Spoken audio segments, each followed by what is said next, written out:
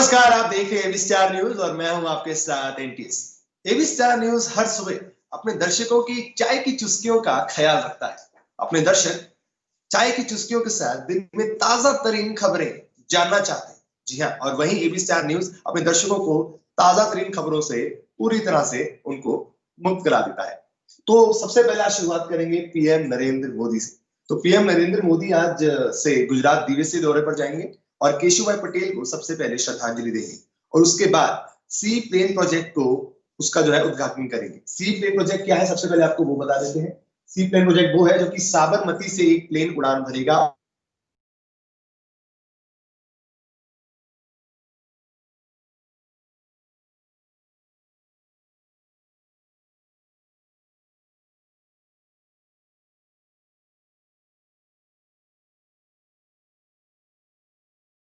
और वहां तक जो है सी प्लेन जाएगा और लगभग से लगभग एक यात्री की जो उसमें फीस होगी वो 2800 रुपए फीस होगी।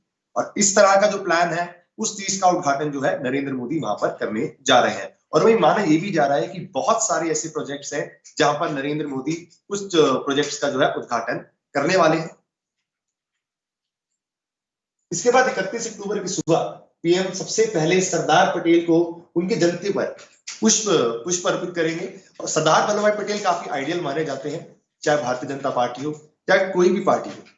और 31 तारीख को उनकी जयंती है और वहीं प्रधानमंत्री नरेंद्र मोदी ने आज भी सबसे पहले वो केशुभाई पटेल को, जो कि उनके गुरु हुआ करते थे पीएम नरेंद्र मोदी की माने, तो राजनीति में एंट्री उनकी केशुभाई पटेल वजह से ही हुई है। और केशुभाई पटेल काफी आइडियलिस्टिक माने जाते थे नरेंद्र मोदी की तरफ से। और वहीं आज जो है उनको श्रद्धांजलि नरेंद्र मोदी जी देने जा रहे हैं। वहीं दूसरी खबर की तरफ बढ़ते हैं। दूसरी खबर में आपको बताएंगे सेना के बारे में। जी हाँ, भारतीय सेना के बारे में। भारतीय सेना ने एक ऐसा ऐप बनाया है जो कि उनकी आपसी कम्युनिकेशन के लिए इस्तेमाल हो सकता है। ऐप का नाम है साइट। उस ऐप के बारे में आपको काफी डिटेल में बताने वाले हैं, वो ऐप किस तरह से वर्क करेगा और वहीं ये ऐप कहाँ कहाँ जो है यूज किया जाएगा। हालांकि आपको ये बता दें, ये ऐप व्हाट्सएप की जगह बनाया गया है और सेना जो है इस ऐप का पूर्ण तरीके से इस्तेमाल करने वाली है और काफी सिक्योर इंफॉर्मेशन जो है इस ऐप के जरिए जो है पास की जा सकती है। और इस ऐप का अगर हम फुल फॉर्म की बात करें तो है सिक्योर एप्लीकेशन फॉर इंटरनेट। जी हाँ, और रक्षा मंत्रालय ने इसकी जानकारी दी है कि इस तरह का ऐप अब ऑफिशियली भारतीय सेना द्वारा यूज किया जाएगा। और वहीं आगे ये भी कहा गया कि साइन का पूरे देश में सेना द्वारा सुरक्षित रूप से संदेश भेजने के लिए उपयोग किया जाएगा। इस तरह की चीजें जब सामने आती हैं तो ये पता चलता है कि रक्षा मंत्रालय में काफी पूर्ण तरीके से काम हो रहे हैं और सिक्योरिटी को ध्यान में रखते हुए जो है काम हो रहा है। क्योंकि पहले क्या होता था, पहले ये होता था कि पर्सनल जो डाटा होता था, चाहे वो सेना का हो चाहे वो किसी का भी, इस तरह के डाटा जो थे वो विदेश में भी लीक हो जाते थे। लेकिन अब क्या हो रहा है, अब इस तरह की जब एप्स आती हैं तो सामने ये पता चल जाता है कि इस तरह की एप्स में सिक्योर इंफॉर्मेशन पूरी तरह से सिक्योर रहेगी और कि जितने भी सीक्रेटिव इंफॉर्मेशन होती है सारी तरीके से जो है वो सिक्योर रहेगी। वही कोरोना की बात कर लेते हैं। कोरोना इस वक्त जो है यूरोप में काफी फिर से ज्यादा हावी हो चुका है। जी हाँ, यूरोप के 3 देशों में कोरोना फिर से हावी हो चुका है, चाहे हम इटली की बात करें चाहे हम फ्रांस की बात करें। फ्रांस में तो वर्क फ्रॉम होम जो है अनिवार्य हो गया है और इटली में भी काफी ज्यादा उछाल देखने को मिला है। हालांकि भारत के जो एक्सपर्ट पैनल के प्रमुख थे, कोरोना एक्सपर्ट पैनल के प्रमुख थे, उन्होंने ये कहा कि सर्दियों में जो है कोरोना और बढ़ सकता है। और वहीं देखना यह है कि क्या भारत में उस चीज को सीरियसली लिया जा रहा है या नहीं लिया जा रहा है, क्योंकि यहाँ पर सोशल डिस्टेंसिंग के नाम पर कोई ऐसे नियम जो है वो फॉलो नहीं हो रहा है। तो देखना यह होगा कि क्या भारत में फ्रांस और इटली की तरह इस तरह से उछाल देखने को मिलता है या नहीं मिलता। वही अगर कुल मामलों की अब तक बात करें तो कुल मामले अब तक 45 लाख 4 करोड़ माफ कीजिएगा 4 करोड़ 54 लाख 46,789। जी हाँ, पूरी दुनिया की अगर हम बात करें तो। और वही मौतें इसमें हो चुकी हैं 11,86,381 और ठीक जो लोग हो चुके हैं वो 3 करोड़ 29,95,290। इस तरह जो इस ये वाला आंकड़ा है वहां पर लोग जो है वो ठीक हो चुके हैं। और अभी भी सक्रिय मामले यानी कि जिसको हम एक्टिव केसेस के रूप में जानते हैं वो है 1 करोड़ 11,65,118। वही अगर भारत की बात करें तो भारत में भी तकरीबन 50 लाख से भी ज्यादा लोग कोरोना से संक्रमित हैं और वहीं बताया ये भी जा रहा है कि 30 लाख से ज्यादा रिकवर भी हो चुके हैं। सबसे बड़ी बातें ये देखने को मिलती है कि हम हर दूसरे दिन अखबार में पढ़ते हैं कि वैक्सीन आ गई, लेकिन वैक्सीन कब आएगी और किस तरह से लगेगी, उस चीज पर भी प्रधानमंत्री नरेंद्र मोदी ने टिप्पणी की थी। प्रधानमंत्री नरेंद्र मोदी का कहना था कि वैक्सीन जो है, टीकाकरण हर एक नागरिक को लगेगा भारत के। अब इस तरह की बातें जब सामने आती हैं तो नागरिक भी बेचिंतित हो जाता है, अगर वो कोरोना संक्रमित पहले कभी हुआ भी हो तो कोरोना जो वैक्सीन है देश के हर नागरिक को लगेगी और इस तरह का फायदा जो है हर नागरिक उठा पाएगा। अब बात करेंगे बिहार चुनाव के बारे में। वही नीतीश कुमार जो अपना पहले दाव खेलते आ रहे थे, उन्होंने इस बार भी वही दाव खेला। उन्होंने आरक्षण पर दाव खेला। पहले जब वो कहते थे कि आबादी के हिसाब से जो है रिजर्वेशन दिया जाएगा, इस बार भी आबादी के हिसाब से रिजर्वेशन दिया जाएगा, इस तरह की बातें नीतीश कुमार की तरफ से कही गई। क्योंकि 15 साल से वो राजनीति अगर करते आए थे तो सबसे ज्यादा आरक्षण पे राजनीति करते आए थे, और वहीं इस तरह का बयान देकर पूरे देश में अब बहस शुरू हो चुकी है कि चुनाव सर पर है। और इस तरह की बातें जब नीतीश कुमार के मुंह से आखिरी दौर में आती है तो ये पता चलता है कि साफ इसमें राजनीतिक मोड़ है।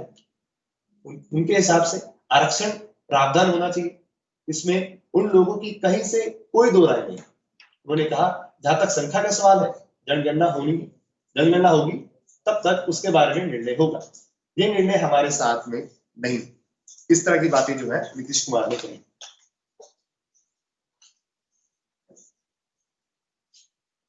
वही मुख्यमंत्री ने यह भी कहा कि न्याय के साथ हर इलाकों में विकास किया है, किसी भी वर्ग की उपेक्षा नहीं की है, हर तबके का उत्थान किया है। महिलाओं को पंचायती राज संस्थाओं एवं नगर निकायों में 50% आरक्षण दिया। आज समाज में बेहतर माहौल है। पहले विवाद का माहौल हुआ करता था। विवाद का माहौल तो पिछले 15 सालों में भी था, लेकिन विवाद का माहौल या आज सुधरा है या नहीं सुधरा, क्या बेटियां आज भी सुरक्षित हैं, चाहे वो बिहार की बात हो चाहे वो उत्तर प्रदेश की बात हो। हम जब सुबह उठते हैं इस तरह की खबर अखबार में पढ़ते हैं कि किसी बेटी का इस तरह से दुष्कर्म हुआ, तो हमें भी चैन नहीं आता है कि क्या हमारे घर की बहू बेटियां भी सुरक्षित हैं या नहीं है। सबसे बड़ा सवाल ये उठता है। और कोई भी राजनेता हो वादे कर देता है, लेकिन जब सरकार आती है तो इस तरह के वादों को जब उनको देखा जाता है, इस तरह के वादों के पीछे, तब वो दिखते नहीं है, तब वो गायब हो जाते हैं। तो वही बिजनेस की बात भी करेंगे। फाइनली प्याज की कीमतों पर अंकुश के लिए बीज निर्यात पर रोक लग गई है। व्यापारियों को ग्रेडिंग पैकिंग के लिए 3 दिन दिए गए। इन दिनों सब्जियों के दाम में काफी उछाल आया था। महाराष्ट्र से जो प्याज आता था, वो प्याज वहां के जो लोकल लोग होते थे वहां पर वो लोग जब स्टोर कर लेते हैं सिर्फ इसी लालच में कि आगे आने वाले टाइम पे उनको उस चीज का ज्यादा प्राइस मिलेगा, वो चीज इफेक्ट करती है पूरे देश में। और पूरे देश में प्याज की कीमत जो थी वो तकरीबन 100 से 120 रुपए तक चली गई थी। हालांकि अब जो है थोड़ा सुधार आया है प्याज की कीमत में।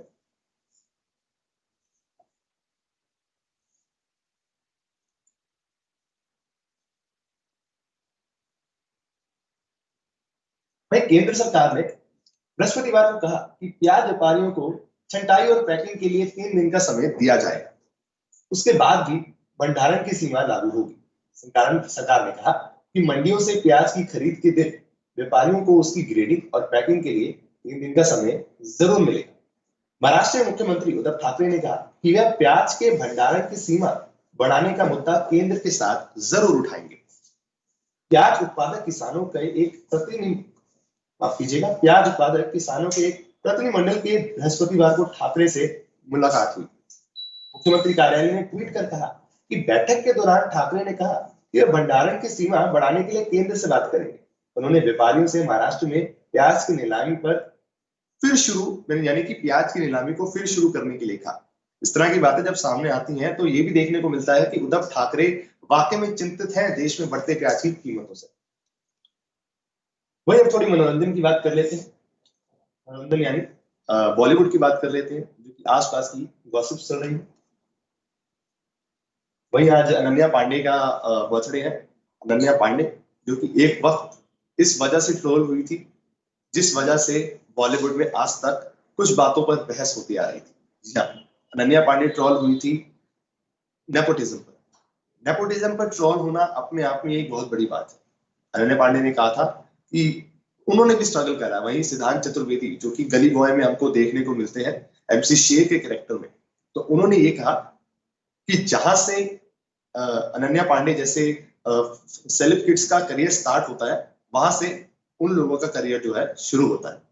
यानी कि जहां से उन लोगों का करियर खत्म होता है और वहां से सिद्धांत चतुर्वेदी जैसे लोगों का करियर शुरू होता है। इस तरह की चीजें जब सामने आती हैं तो ये पता चल जाता है कि नेपोटिज्म पूरे बॉलीवुड में कितना एक भारी है। वही आपको ये बता दें कि अनन्या पांडे का आज 22वां जन्मदिन है और पूरी फिल्म इंडस्ट्री जो है उनको शुभकामनाएं दे रही है।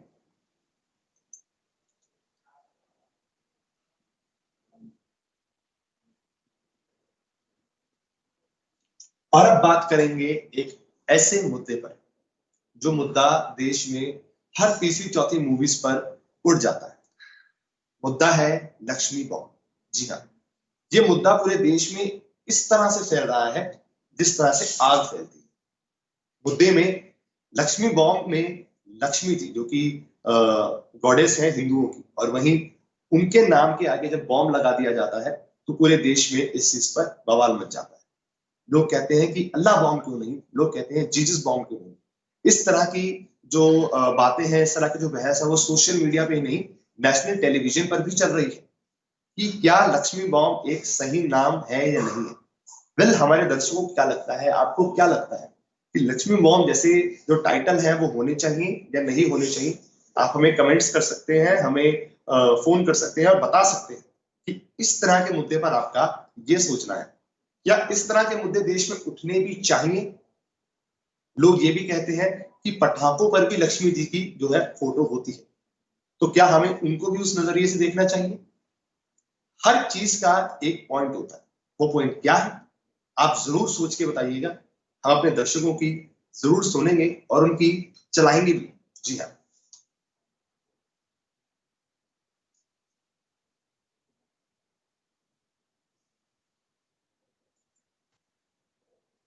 अब बात कर लेते हैं गैजेट्स के बारे में।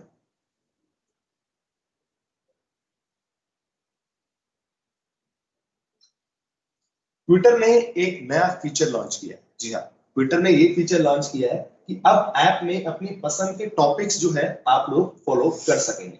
और वहीं Realme C50 Qualcomm Snapdragon 450 processor के साथ लॉन्च हो चुका है।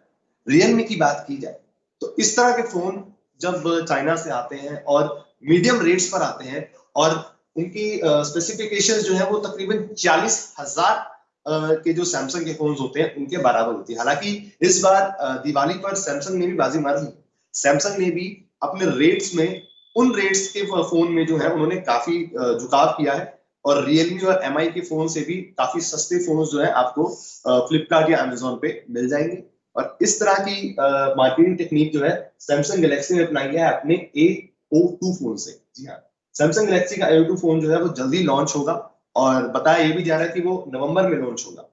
और माइक्रो एमआई यानी कि रेडमी और जो दूसरे फोन है जैसे कि रियलमी हो गए या वीवो हो गए या फिर ओप्पो हो गए, इस तरह के फोन से जो है काफी सस्ते फोन मिल सकते हैं आपको। और सबसे बड़ी खबर आपके लिए ये है कि फ्लिपकार्ट की दिवाली सेल आज से शुरू हो गई है। सो फटाफट जो है अपने फोन ऑन कीजिए और फ्लिपकार्ट से शॉपिंग करना शुरू कर दीजिए। फ्लिपकार्ट और अमेजन से आपको बेहतरीन जो है डिस्काउंट्स पर एक्सपेंसिव चीजें मिल सकती हैं जो कि आप पूरे साल सोचते हैं लेकिन उनके रेट्स की वजह से आप खरीद नहीं पाते हैं। इस बार आप फ्लिपकार्ट या अमेजन पे जाएंगे तो आपको ठीक ठाक रेट्स में उस तरह की चीजें जो है वो मिल सकती हैं। विदेश की बात कर लेते हैं। विदेश में फ्रांस वर्सेस इस्लामिक कंट्रीज का पूरी तरह से अलग ही बवाल मचा हुआ है। जी हाँ, इस तरह का जो फ्रांस में आपको बता दें कि बीते दिनों एक महिला की हत्या कर दी गई, और वहीं पेरिस में 3 लोगों को चाकू मार के हत्या कर दी गई उनकी, और इतनी बेरहमी से हत्या कर दी गई कि ये मामला जो है वहां के राष्ट्रपति मैक्रो तक चला गया। और वो फिर इस तरह के बयान देते हैं कि इस तरह के इस्लामिक आतंक के खिलाफ वो पूरी तरह से लड़ने वाले हैं और वो बिल्कुल नहीं डरेंगे चाहे उनको जितनी मर्जी अपनी फौज जो है तैनात करनी पड़े। लेकिन आप बोलेंगे जनाब इसमें भारत का क्या रोल है? भारत कहता है कि हम फ्रांस के पूरी तरह से साथ, और भारत जो है फ्रांस को ओपनली सपोर्ट कर रहा है। और ये कहता है कि जिस तरह से फ्रांस की आतंक के साथ लड़ाई है, उसी तरह भारत की भी आतंक के साथ लड़ाई है। अब देखना ये होगा कि भारत जो है फ्रांस को किस तरीके से सपोर्ट करेगा। वहीं इस पर वो देश भी बोला जिसको हर मुद्दे में अपनी नाक लाने की आदत है, यानी कि अमेरिका। अमेरिका हर देश में कोल्ड वॉर के रूप में घुस जाता है, और वहीं यहां भी अमेरिका जो है बीच में डोनाल्ड ट्रंप ने जो है इस तरह का बयान दिया, और वहीं कट्टरपंथी इस्लामिक हमलों को रोकना जरूरी है, इस तरह का बयान भी डोनाल्ड ट्रंप ने दिया। अब इस बयान के क्या मायने हैं, इस बयान में कितना वो डिप्लोमेटिक है, सबसे बड़ा जो सवाल है वो यही हो सकता है। आइए आपको पूरी खबर से जो है रूबरू कराते हैं। ट्रंप ने गुरुवार को ट्वीट किया कि हमारी संवेदनाएं फ्रांस के लोगों के साथ हैं। आतंकवाद के खिलाफ इस लड़ाई में अमेरिका अपने सबसे पुराने साथी के साथ खड़ा है। कट्टरपंथी इस्लामिक आतंकवादी हमलों को हर हालत में रोकना होगा। फ्रांस या कोई भी देश ऐसे हमलों को लंबे समय तक बर्दाश्त नहीं कर सकता। अब इस तरह की बातें अमेरिका की तरफ से तो बहुत पहले से होती आ रही है, क्योंकि अमेरिका की अगर आपको इतिहास पता हो, अमेरिका बहुत पहले से इस्लामिक कंट्रीज के खिलाफ एक जंग लड़ता आ रहा है, फिर चाहे वो 9/11 के बाद हो चाहे उससे पहले भी हो। हालांकि 9/11 के बाद उस तरह की जंग जो है काफी तेज हो गई थी। आपको राज्यों की स्थिति बताते हैं, देश में राज्यों का क्या हाल है। वही केजरीवाल जी ने, जो कि दिल्ली के मुख्यमंत्री हैं, अरविंद केजरीवाल जी, उन्होंने प्रदूषण को कम करने के लिए या फिर प्रदूषण से परेशान होकर उन्होंने एक ग्रीन दिल्ली ऐप लॉन्च किया। जी हाँ, ये ऐप क्या है, आइए जानते हैं। इस ऐप के जरिए केजरीवाल के मुताबिक प्रदूषण फैलने वाली गतिविधियों से संबंधित अपनी शिकायतें आसानी से दर्ज आप करा सकेंगे। शिकायतकर्ता इस ऐप पर वीडियो, फोटो और ऑडियो भी अपलोड कर सकते हैं।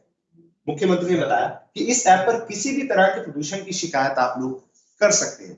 वही दिल्ली में और दिल्ली के आसपास के जो एनसीआर एरियाज हैं, वहां पर आप काफी आसानी से इस ऐप को प्ले स्टोर से डाउनलोड कर सकते हैं, और उसमें आपको कोई भी ऐसी प्रदूषण की चीज मिले या प्रदूषण की गाड़ी मिले या कोई बाइक इस तरह के प्रदूषण फैला रहा है, या पराली जलाते हुए आप किसी की वीडियो बना सकते हो, कोई ऑडियो रिकॉर्ड कर सकते हो, किसी भी तरह की फोटो क्लिक कर सकते हो और वो ऐप पे आप अपलोड कर सकते हो। और इस ऐप के मुताबिक उस जो भी प्रोफाइल होगी, जो भी वो पिक्स होंगी, उस पर जल्द से जल्द जो है एक्शन ले लिया जाएगा। अब हालांकि इस तरह की बातें सामने तो आ जाती है, लेकिन इस पर इम्प्लीमेंटेशन कितना होगा आपको अच्छे से पता है कि बहुत कम इम्प्लीमेंटेशन होती है इस तरह की चीजों पर। अगर होगा तो काफी अच्छी बात है। और वही केजरीवाल जी ने यह भी कहा कि आपकी शिकायत उस विभाग के पास पहुंचेगी और उस पर कार्रवाई बहुत जल्द से जल्द होगी। जैसे कि मैंने कहा कि हर राजनेता इसी तरह की बातें करता है, लेकिन क्या सच में जो है एक्शन लिया जाएगा, सबसे बड़ा सवाल यही है। वहीं अगर आपको एयर क्वालिटी इंडेक्स का ब्यौरा चलाए तो बुधवार को एयर क्वालिटी इंडेक्स रहा 297, और वहीं मंगलवार को रहा 312, और सोमवार को 353, और पिछले रविवार को रहा 339। और वहीं जो एवरेज की अगर हम बात करें तो 366 जो है एयर क्वालिटी इंडेक्स था, और आज का भी एयर क्वालिटी इंडेक्स तकरीबन से तकरीबन 350 जो है बताया जा रहा है।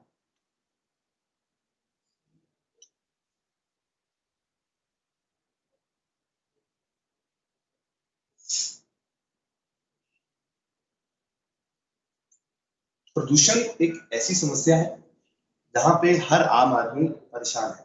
अब देखना ये होगा कि इस साल दिवाली के बाद कितना है प्रदूषण जो है, क्योंकि हर साल दिवाली से कुछ दिन पहले जो है प्रदूषण पूरी तरह से स्टार्ट हो जाता है, लेकिन अब दिवाली आती है, दिवाली के बाद प्रदूषण एक ऐसे स्तर पर चला जाता है जहां पर आदमी को सांस लेने में भी तकलीफ हो जाती है।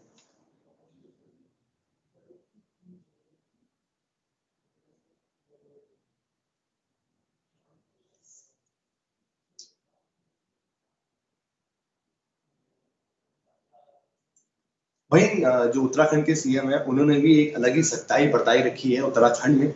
उन्होंने बिना मास्क के चलान, हालांकि चलान तो सबका है जिसका मास्क नहीं होता, लेकिन कुछ स्टेट्स में इनको पूरी तरह से इम्प्लीमेंटेशन नहीं हो रहा है इस चीज का, और वहीं उत्तराखंड में इस चीज पर पूरी तरह से जोर देते हुए त्रिवेंद्र सिंह रावत ने पूरी तरह से इस पर स्ट्रिक्टनेस लगा दी है कि जिसका भी चलान नहीं होगा उस पर 1000 रुपए से ज्यादा जो है उसकी कंडीशन देखकर उस पर फाइन लगा दिया जाएगा। उन्होंने कहा कि इसके लिए जन जागरूकता बेहद जरूरी है। मुख्यमंत्री ने यह भी कहा कि कोविड से बचाव के लिए अनुशासित तरीके से पैदल मार्च कर जागरूकता अभियान भी चलाया जाएगा।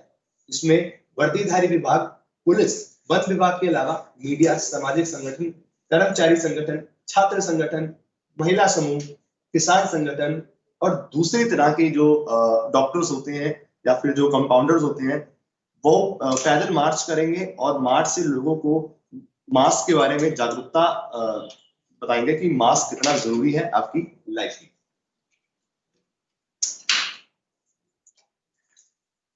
भाई अगर हम वापस देश की खबरों में हैं तो देश में आज काफी गतिविधियां हो रही हैं।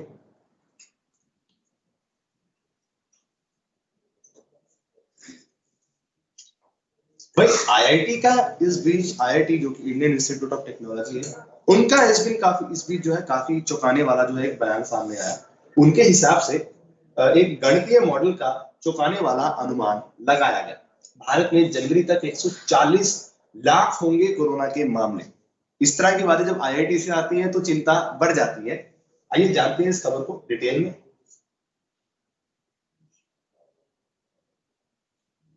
वही अगर हम यूरोपियन देशों की बात करें जैसे कि Spain, Italy, Switzerland, Turkey, Netherland, Belgium और जर्मनी, यहाँ पर महामारी जो है चरम पर है और वही उसी के हिसाब से भारत में भी ये चरम पकड़ सकता है। उन्होंने कहा हमने भारत का महामारी कर्व 22 सितंबर 2020 तक ले लिया और इसके वैश्विक कर्व के साथ ओवरलैप कर रहे हैं। निर्मित कर्व का उपयोग 1 जनवरी 2021 तक महामारी संक्रमितों की संख्या का अनुमान लगाने के लिए किया जा रहा है। उन्होंने कहा कि हमारा मॉडल भविष्यवाणी करता है कि भारत में कोविड-19 महामारी के लिए दैनिक मामले गिर रहे हैं क्योंकि भारत एक लीनियर डिजाइन में है।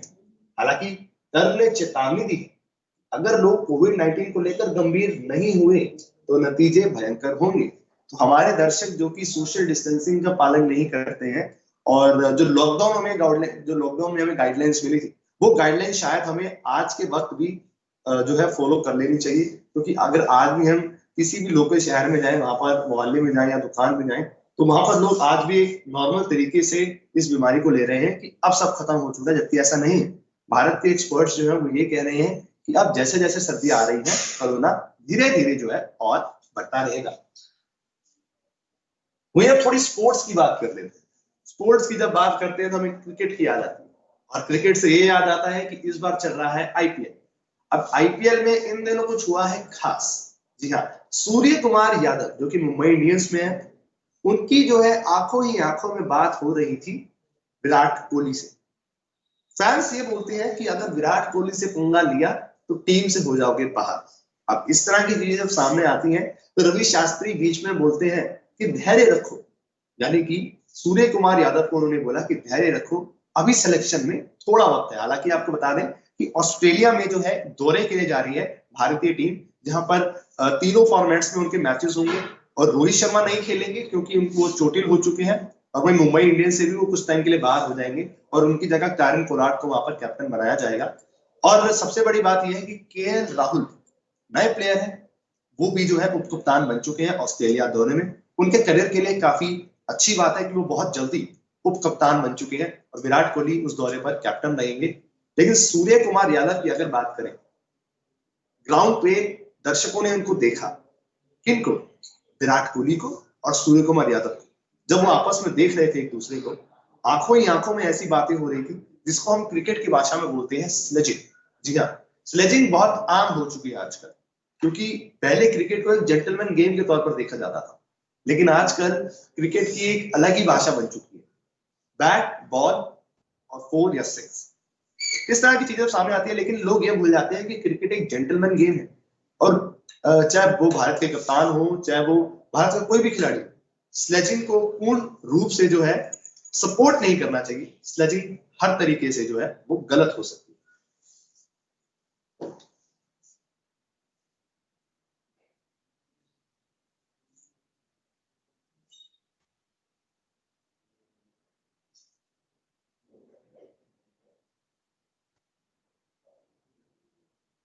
वहीं जम्मू कश्मीर से एक और खबर आ रही है, भारतीय जनता पार्टी के 3 कार्यकर्ताओं की जो है वो मौत हो चुकी है और पीएम नरेंद्र मोदी ने भी निंदा की है।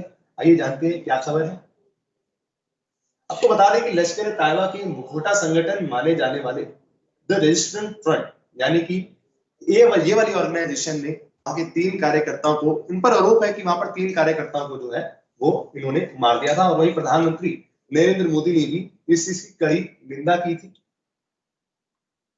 वहीं ये भी बताया गया कि पीड़ितों को काजीगुंड के एक स्थानीय अस्पताल ले जाया गया जहां चिकित्सकों ने उन्हें मृत घोषित कर दिया और बताया यह जा रहा था कि हिंसा करने वाले मानवता के शत्रु हैं और ऐसे कार्यकर्ता जो पार्टी के लिए पूरी तरह से लॉयल है उनको मार देना एक तरह से निंद भरा जो है, मतलब प्रधानमंत्री नरेंद्र मोदी ने काफी इस चीज की निंदा भी की। और वही आतंकवादी हमले पर गृह मंत्री भी और प्रधानमंत्री भी पूरी तरह से सक्रिय हो चुके हैं और वो चाहते हैं कि इस तरह के हमले अब ना हो और उस पर कड़े से कड़े एक्शंस ले रहे हैं। तो खैर, एबी स्टार न्यूज में गुड मॉर्निंग भारत में इतना ही। आप देखते रहिए और सुबह की चाय की चुस्कियों के साथ आप एबी स्टार न्यूज जरूर देखिए गुड मॉर्निंग भारत शो। देखते रहिए एबी स्टार न्यूज, देश और दुनिया की बाकी